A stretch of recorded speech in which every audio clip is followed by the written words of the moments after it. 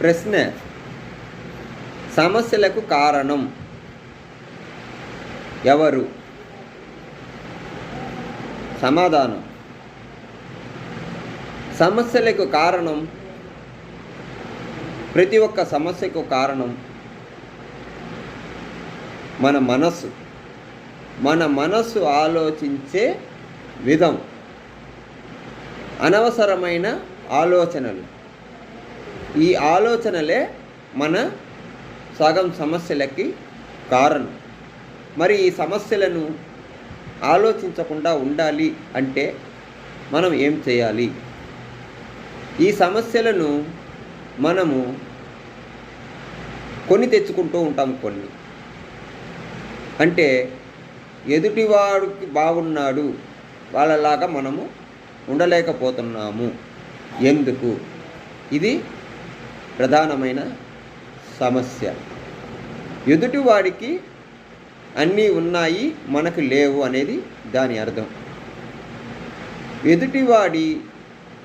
వాడి బలగం, వాడి శక్తి, దానికి తగ్గట్టుగా అతనికి అన్నీ అమరుతూ ఉంటాయి. ఇది వచ్చి నిజం. నిజం అంటే దానిలో అతని కృషి సగమున్నా కూడా అతనికి బలాన్నిచ్చే మనుషులు, బలాన్నిచ్చే సంపద మూలంగా అతనికి వడ్డించిన విస్తరిలాగా అతని జీవితం సాగిపోతూ ఉంటుంది. అంటే అతనికి కొన్ని ఆలోచన విధంగా అతను సంపాదించుకుంటున్నాడు, కొన్ని బలగం ఉండి సంపాదించి ఇస్తుంది,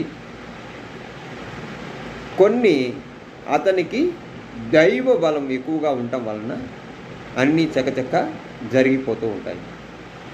కానీ మనకు జరగట్లేదు.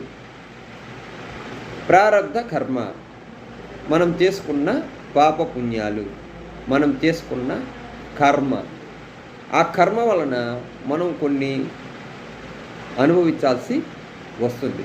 అటువంటప్పుడు మనము చేయాల్సిన పని ఏమిటంటే ఎదుటి వాళ్ళ గురించి ఆలోచించకుండా మన పని మనం చేసుకోవటం మూలాన సగం సమస్యలకి కారణం, సమాధానం దొరుకుతుందన్నమాట. అందుకని చెప్పి ఎప్పుడైనా సరే ఎదుటి వాళ్ళకి ఉంది అన్న ఆలోచన మనలోకి రాకూడదు. మన వైపు మనము ఎంత బలంగా ఉన్నాము, ఎలా సంపాదించగలుగుతాము అన్న ఆలోచనతో మనం ముందుకు పోవాలి తప్పితే ఇతరుల గురించి